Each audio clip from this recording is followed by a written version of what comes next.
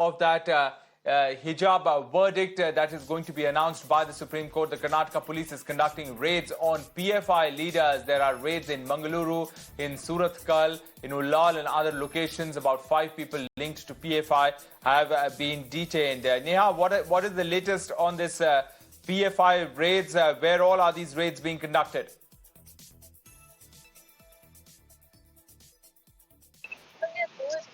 Early this morning, the Bangalore police conducted raids in Bangalore, Ullal, Surathkal and various parts of Dakshin Kannada district as well.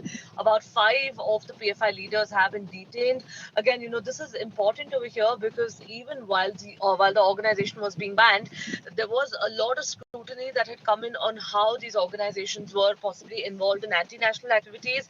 A larger aspect of which also, particularly talking about Karnataka, how the Campus Front of India had a role in possibly instigating these students to, protest against their institutions. So we'll really have to wait and see because, for the longest time in Karnataka, when we saw protests happening here and protests later turning violent as well, be it in Shivamogga district of Karnataka, be it in Bangalore, Dakshin Kannada, in all these parts, when protests turned violent also, there were questions raised about the involvement of some organizations being behind this entire conspiracy. So we really have to wait and see. But we also know that 5 people have been detained and the raids that were carried out on these leaders were done by the Mangalore local police and none of the investigating agencies from the center. All right, Neha, we'll leave it there. Thanks very much for joining us with those details.